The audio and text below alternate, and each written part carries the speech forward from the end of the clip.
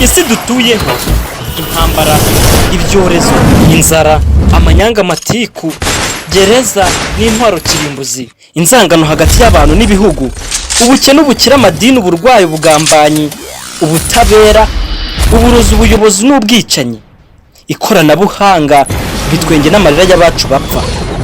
Ibi byose ni ibituranye kuri iyi si dutuyeho. Kurikira ikiganiro isi dutuyeho, ikiganiro cya La Fraternité Tech dukora kuri internet, umenye byinshi tubana nabyo mu buzima bwacu bwa buri munsi. Isi dutuyeho.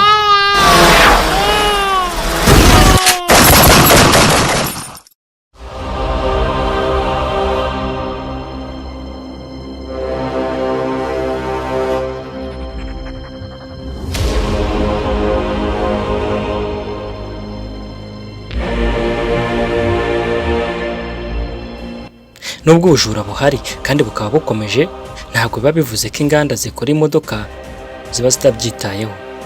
Oya rwose, kuko bo baba bagikoraho ubushakashatsi bashaka ibigendanye no kuba bakemura iki kibazo.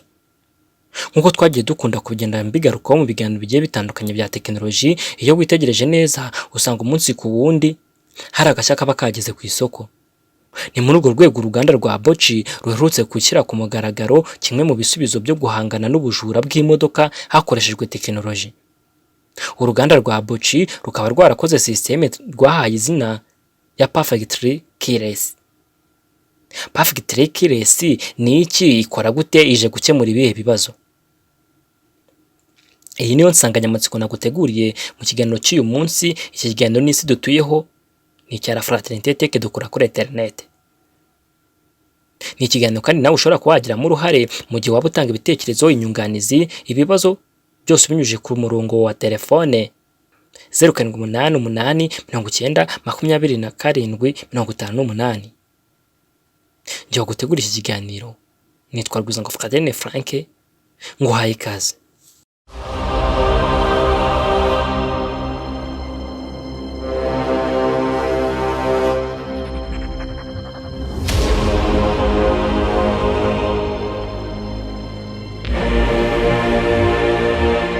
Mu bushakashatsi bwagiye bukorwa n'abantu bagiye batandukanye, bwagiye bwerekana ko abajura b'imodoka bibasaba byibuze amasegonda 5 bakaba bamaze gufungura iyo modoka bakoresheje tekinoloji.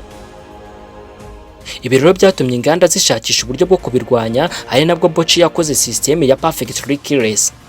Iyi ikaba ari systeme ikoresha urufunguzo rutagaragara.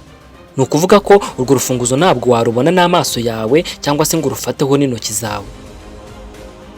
Ndaza kubigarukaho mu kiganiro mu buryo burambuye ahagana hasi. Ubusanzwe kugira ngo ufungure ikinyabiziga cyawe cyangwa se imodoka yawe, ugomba kuba ufite urufunguzo, rwaba urufunguzo rusanzwe cyangwa se ari remote control.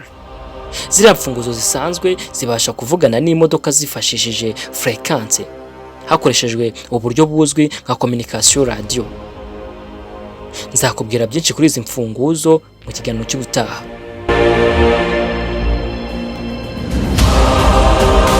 Ese undi systeme ya Perfectly Keyless ikora gute? Ubundi muri rusange systeme ya Perfectly Keyless ntabwo ikoresha frequency nk'imfunguzo zisanzwe, ahubwo ni systeme ikoresha smartphone ikabasha guhana amakuru n'imodoka binyuze ku muyoboro wa Bluetooth.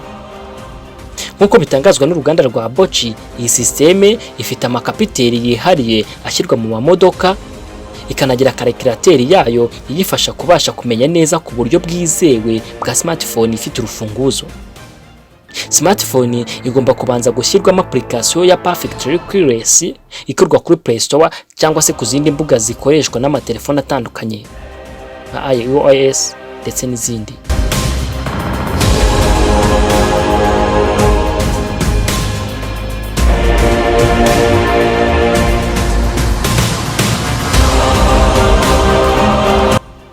System ya Perfectly Keyless ifite ubushobozi buhambaye bwo kubasha kumenya neza nta kwibeshya cyangwa ngo uhazemo gushidikanya kuri smartphone ifite urufunguzo. Igira ubushobozi bwo kubasha guhagarika izindi smartphone zose cyangwa se ubundi buryo bwose bushobora kwifashishwa mu gufungura imodoka hakoreshejwe tekinoloji zitabyemerewe kuri iyo modoka. Ese ni Perfectly Keyless yaba ariyo ya mbere?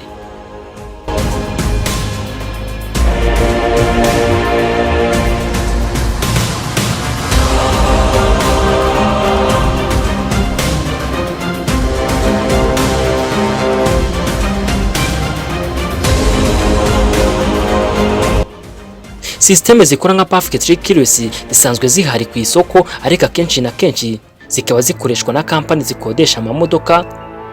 Uti bigenda bite? Ni ukuvuga ko iyo ukeneye gukodesha imodoka yabo ufata smartphone yawe ukayishyiramo application yabugenewe, ubundi bakakohereza kode ari ituma winjira muri iyo modoka. Warangiza gufunga iyo modoka ukabanza kongera kuba ari iyo ukoresha. Iyo kode uba wahawe bashobora kuyihagarika hard distance ku buryo itakongera gukora. Muri rusange iyi systeme zose ikiza cyazo ni uko ushobora gukora imfunguzo nyinshi zitandukanye ukaziha abantu bafite smartphone bakabasha gukoresha iyo modoka buri wese nta kibazo afite. Aha turavuga nko ku muntu ufite imodoka ariko ikaba ishobora gutwarwa n'abantu benshi batandukanye.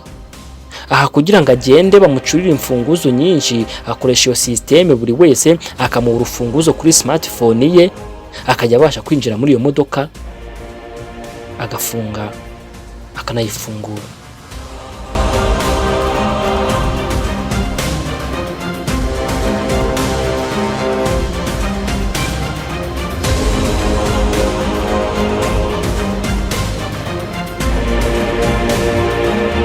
Perfect Trickless ni igisubizo cyiza ku muntu ufite imodoka ye. Ikindi ku makampani afite imodoka akodesha rusange, iki ni igisubizo cyiza kuko guhereza urufunguzo buri mushoferi cyangwa se buri muntu wese ugiye gufunga akanafungura imodoka runaka, kenshi na kenshi ukunze gusanga urwo rufunguzo rushobora kugenda rugacurwa hagakurwamo urundi bisa, ubundi wa muntu akazajya aba afite uburenganzira bwo kwinjira muri ya modoka uko yishakiye.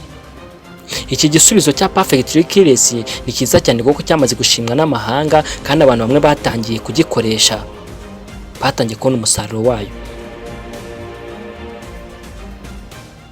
Ubu ngubu kuba wafata imodoka yawe ukayihereza umuntu, warangiza ukamubaza uti ufite smartphone, arabikwemerera. Warangiza ukamwohereza urufunguzo, urwo rufunguzo ni rwo ruhita rugenda rugahura n'iyo modoka agiye kwinjiramo, ubundi agatangira akagenda. Byongeye mu gihe amasezerano wagiranye n'uwo muntu yaba atayubahirije, ushobora kumureba neza ahantu aherereye, warangiza rwa rufunguzo wamuhaye kuri telefone ye ukaruboroka cyangwa se ukarukuraho. Icyo gihe ya modoka ntabwo aba cyemerewe kongera kuyinjiramo, niyo yaba yirimo kuyisohokamo ntabwo byaba bigikunze. Icyo gihe ako kanya uhita ubona neza akamaro k'ikoranabuhanga rishingiye kuri tekinoloji ku bijyanye n'ikinyabiziga cyawe. Uyu munsi itandukanye na rero n'abagenda bakuzengereza rimwe na rimwe bakubeshya ko imfunguzo z'imodoka zatakaye kandi wenda banazifite. Tandukana uyu munsi no gutunga urufunguzo rufungura imodoka yawe rugaragarira amaso, ahubwo uyoboke inzira. Simbamamarije, ariko ubu ni uburyo bwiza bushingiye ku ikoranabuhanga ikiremwa muntu gikomeje kugenda kigeraho. Ngeze ku musozo rero w'ikiganiro cy'uyu munsi. Iki cyari ikiganiro isi dutuyeho, ikiganiro cya La Fraternité Tech. Njye wagutegura iki kiganiro kandi nkaba nanakikugejejeho, nitwa Fraterne Frank Rwizangoga. Gusa ariko mbere y'uko ngenda nakwibutsa ko bafite ikibazo, inyunganizi cyangwa se inkunga runaka ushaka kuba wadutera kugira ngo dukomeze kugenda tukugezaho ibiganiro nk'ibi ngibi byiza by'inyurabwenge, waduhamagara cyangwa se ukatwandikira kuri nimero zikurikira: 0788 890 27 Ndabashimiye.